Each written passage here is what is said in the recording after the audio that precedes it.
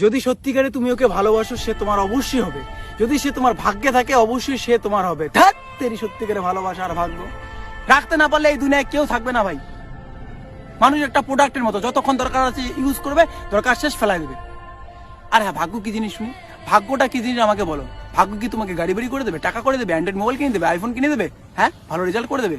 যা কাজ করে যা ফল পাবে সেটাই তোমার ভাগ্য। তুমি ভালো পড়াশোনা করবে, ভালো রেজাল্ট পাবে, টাকা ইনকাম করবে, ভালো গাড়ি বাড়ি সবকিছু করতে পারবে, সেটাই ভাগ্য। ভাগ্য কখনো পরিবর্তন হয়ে আসে না, তাকে পরিবর্তন করে নিতে হয়, নিজেকে ভাগ্য বানাতে হয়। আর হ্যাঁ, সত্যিকারের ভালোবাসাটা কি আমাকে বলো তো? সত্যিকারের ভালোবাসাটা এটাই যে আজকে শ্যামলী আমার পাশে আছে, তার জন্য জীবন দিতে ইচ্ছা করতেছে। সে যখন ব্রেকআপ করে ফেলবে, 2 দিন কাঁদবো, 3 দিনের দিন আরেকজনের জন্য জীবন দিতে ইচ্ছা করবে, তাই না? এটা যে সত্যিকারের ভালোবাসা। হ্যাঁ, কেন ডায়লগ মনে হচ্ছে? তাহলে তুমি নিজেকেই কোশ্চেন করো, জীবনে কতজনকে পছন্দ করেছো?